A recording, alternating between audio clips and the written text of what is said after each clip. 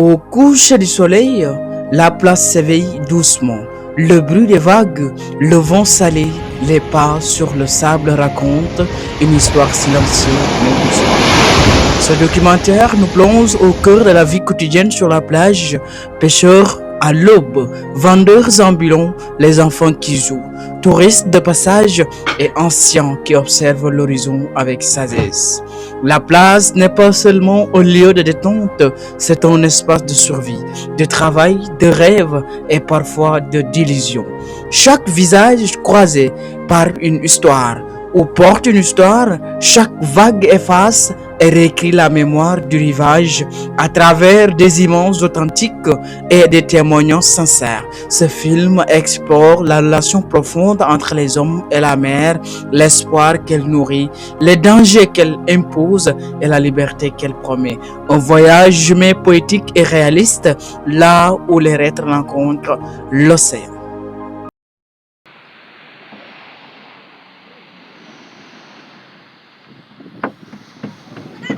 À cet rythme de documentation, un pêcheur nous rencontre son calvaire en mer. bi tur bi nan la Ibrahima Diouf tey ñu fekk la yaa ngi sa liggéey loo ñu mën a expliquer un peu ci liggéey bi ngeen di def que ce soit ci li nga nekk ni defar nii. waaw dañuy réparé suñu gaal yi. dañuy réparé gaal yi. D'accord. liggéey bu baax a baax. loo ci doon defar nii exactement. moo ko doon par là quoi. Par là. par là. D'accord. ok. ok loo ñu mën a wax un peu ci liggéey bi neex na je crois de ah. non pas tellement nag. waaw parce que ay matériels yu yàqu quoi géej. ok ok est-ce que mën nga ñëw un peu ci matériel yooyu boo ñu ko naroon wax yan la. waaw mooy yi ñu rek suñu filet yi. ah filet yi ok. est-ce que yéen a ngi ciy gis seen bopp yéen nappkat yi. waaw pas tellement quoi parce que yàqu-yàqu moo bari quoi. d'accord. dama jënd sa matériel yóbbu ko géej mais après day yàquwaat. d'accord lan nga xalaat ni peut-être buñ ko defee dina gën a defar wala dina ñongal seen liggéey. ah xanaa ñun ñi nga xamante ni ñoo bokk liggéey bi si géej gi ku nekk mën a saytu moroomam. alal la. d'accord. ku nekk yéen si sa li nga moom daal. waaw boo gisee sa alal jàmm nga saytu bu baax. d'accord ba mu la déggee donc daa am ñiy yàq ci biir géej gi. d'accord dañuy gis filet jàmbur di ko yàq. lu ko waral. xanaa kenn xamul daal. mu nekk lu ku nekk xalaatam lay dem. d'accord. d'accord. ku nekk bu doylu woon si li nga am. kenn du yàq. d'accord doon na loo xamante ni aussi ci ngeen di daan seen doole aussi. boo leen xëyee te boo leen di tëmb par exemple nu muy demee boo leen di dem. boo leen di xëy suba par exemple. noo leen di duggee ci géej gi je veux dire. dañuy xëy rek gëm yàlla rek dugg rek si géej gi. d'accord parce que dañu ne chaque année jën yi dañuy gën a wàññeeku surtout bari na ci sew yoo xamante ni. waaw xam nga jën moom géej suñu borom moo ko fi. moom moo si dëgg ñun dem uti rek la ñu mën waaye si def dañ koy bàyyi suñu borom la. d'accord am ñàkkal suñu borom lañ koy bàyyi. ok man boobu moo gis. d'accord boo leen duggee kan moo koy jënd par exemple. waaw baana ñu ngi si suñu kaw. ok ñu teere ñu suñu teere yi quoi. ñaataat nga ci def. non ma wax ñaata de waaye am naa si yàgg lool. oh d'accord mais ça va quoi. pas tellement rek comme ni ma la koy waxee. surtout dañuy gis sax xale yi léegi dañuy dugg ci napp ji tey boo amoon benn message boo leen mën a jàllale que soit xale yi wala jeunes yi way. waaw xam nga napp moom daan ko doon. ñu gën alal. d'accord. napp dañ daan si doole ñu jël moom dundee. d'accord dañ jël alal. macha allah. ku nekk daal fa ngay yëngu daal. moo gëm ne fii da nga ciy daan ko doon. d'accord d'accord ñoo lay jaajëfal.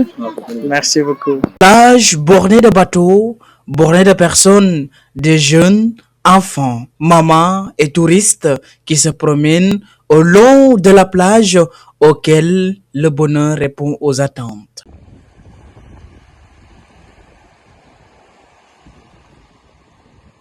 Au cœur de cette place de Saly, chaque sport soit un atout pour chaque jeune.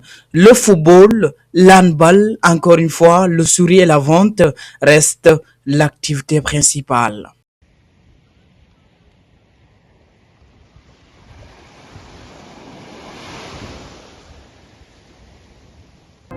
Au cœur de cette immersion, une académie du nom de Galgui FC s'impose par ses rythmes, ses pas, ses entraînements et son engouement, voire le fougue de la jeunesse qui s'impose à la mer. Le rythme, les entraînements, les passes de balles et encore une fois le cri des jeunes, l'ambition de rêver l'Europe à travers cette mer qui s'impose sous une brise immense, reste sous la pression de ces jeunes. Sous cette interview, nous verrons à qui s'adressait l'un des joueurs de Galgui FC.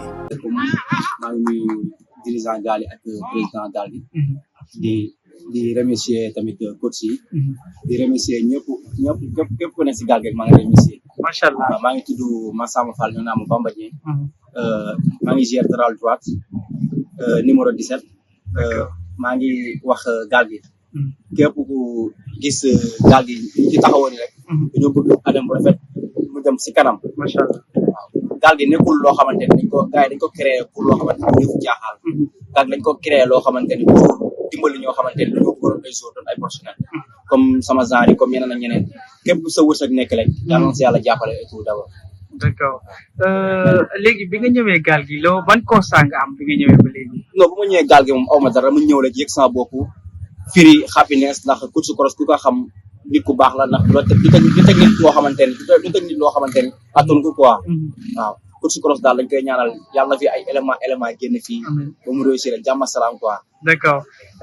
bi nga ñëwee mbar amu aussi problème intégration ak say morom waaye ci wax. non ba mu fi ñëwee ñu ma fekk ñëpp ay borom baax lañ surtout Kimis moom njëkk a dalal ndeysaan. parce que Serigne Touba borom baax la moom jàmbaar la quoi te man yéene naa ko moom mi balaa fii kenn di génn fii nii moom mu njëkk ñoo génn ndax Kimis dafa sonn trop bëgg na affaire lu muy def te en plus amul benn problème quoi D'accord. waaw Kimis bu nekkee terrain sax dalay sax yow bañ a marqué quoi boo xamee ne yow da nga gaañu yow du la marqué du def prise sa kaw mais mu nekkee match après lay teg soog quoi certainement jot ngeen def quelques matchs et match yooyu ndax jëlee ngeen ci ay leçons yoo xamante ni peut-être suba du mu leen daal. waaw match yi jéem nañ ñaari match benn contre jàmbaar la mais match bu ñu joué contre jàmbaar premier temps baax lañ def mais après ba ñëwaat deuxième mi-temps nag gars yi dañoo gagné parce que physiquement la ñu gagné gars yi physique la ñu gagné mais après deuxième match bu ñu joué fële na rek côté lycée Demba Diop boobu moom macha allah dañoo ñëw teg lépp joxe ba mu mat sëkk ndax instant dañuy gën a xoolaat suñu bopp rek retrouver suñu bopp lekk ñu xam ni entraînement bi des na quoi ndax lépp entraînement moo koy mottali. D'accord. boo amee message que ce soit dirigeant yi que ce soit joueurs yi pour Galgui FC nan lay doon. waaw ñoom waaw mooy loolu daal ñoom mooy loolu quoi.